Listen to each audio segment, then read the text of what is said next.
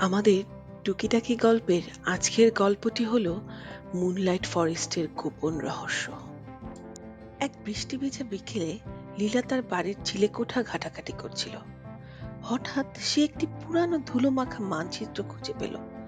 মানচিত্রের উপর লেখা ছিল মুনলাইট ফরেস্ট।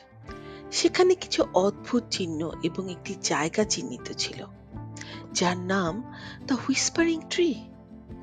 লীলা তৎক্ষণাৎ তার বন্ধু জাইনকে ডেকে পাঠালো তার এই আবিষ্কারটি জানাতে। পরের দিন সকালে লীলা এবং জাইন মুনলাইট ফরেস্ট খুঁজতে বের হলো। গভীর বনের ভেতরে হাঁটতে হাঁটতে তারা বুঝতে পারলো গাছগুলো যেন কিছু গোপন কথা বলছে।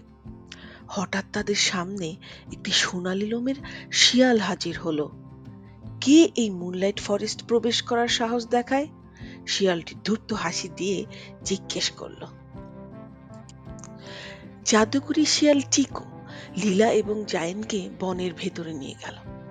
সেখানে একটি বিশাল গাছ দাঁড়িয়েছিল, যার পাতা নীল আলোয় ঝলমল করছিল। সেটিই ছিল হুইসপারিং ট্রি। এই বনে এক গোপন রহস্য লুকিয়ে আছে, গাছটি ফিসফিসিয়ে বলল। কিন্তু সাবধান, যারা এটি খুঁজবে তাদের সাহসী এবং দয়ালু প্রমাণিত হতে হবে। ধাঁধাটি বলল, বনের ভেতরে যেখানে চাঁদের আলো পড়ে সেখানে একটি পাথর আছে যা কথা বলে।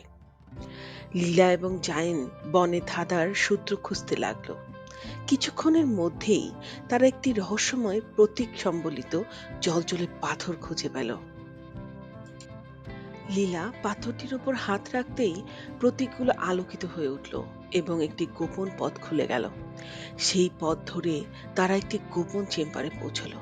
চেম্বারটি ছিল গুপ্তধনে পূর্ণ এবং সেখানে একটি প্রাচীন বার্তা লেখা ছিল, যারা সাহসী এবং দয়ালু তারাই সবচেয়ে মূল্যবান সম্পদ পায়, বন্ধুত্ব এবং সাহস।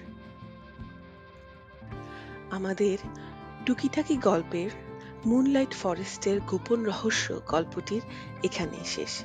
সকলকে অসংখ্য ধন্যবাদ।